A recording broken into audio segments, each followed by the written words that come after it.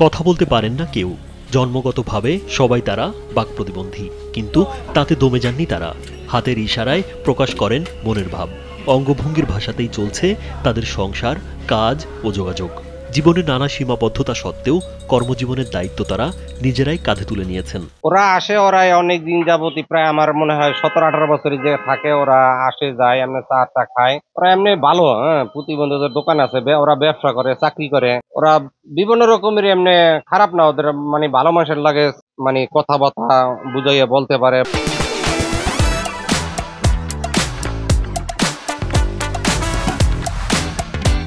শত শত এই বাক প্রতিবন্ধীরা দেশের বিভিন্ন প্রান্ত থেকে এসেছেন কর্মের সন্ধানে।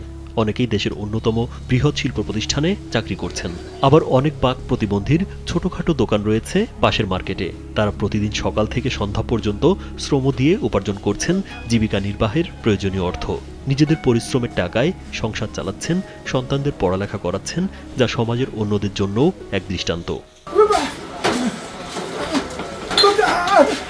এই এলাকায় 7 শতাধিক বাক প্রতিবন্ধী মানুষকে নিয়ে গড়ে উঠেছে একটি সংগঠন।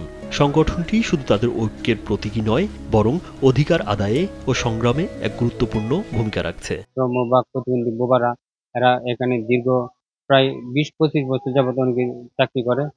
ওনারা আমাদের সাথে একসাথে চলাফেরা করে। ওনারা আমার সামনে দোকান থেকে ওনারা বাজার টাজার করে, ওনাদের কোনো সমস্যা হয় না, এবং আমরাও ওনাদের আশেপাশে থাকি।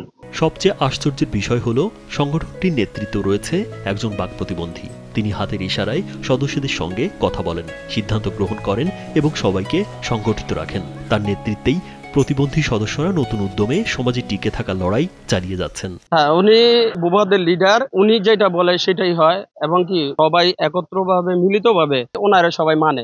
সংগঠনের প্রধান নেতৃত্বে থাকা জহির আহমেদ ইশারার ভাষায় বোঝানোর চেষ্টা করেন তারা সকলেই বাক প্রতিবন্ধী হয়েও পরিশ্রমে বিশ্বাসী।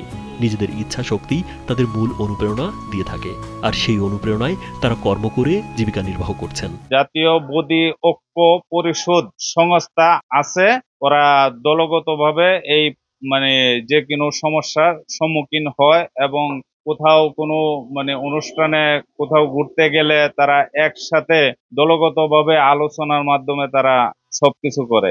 গাজীপুরের কোনাবাড়ির জরুন এলাকার বাক প্রতিবন্ধীদের জীবন প্রমাণ করে কথা না বলতে পারলেও জীবনের গল্প লেখা যায় পরিশ্রম, সংগ্রাম ও ঐক্যের শক্তিতে। রাজীব বিশ্বাস, কালবেলা।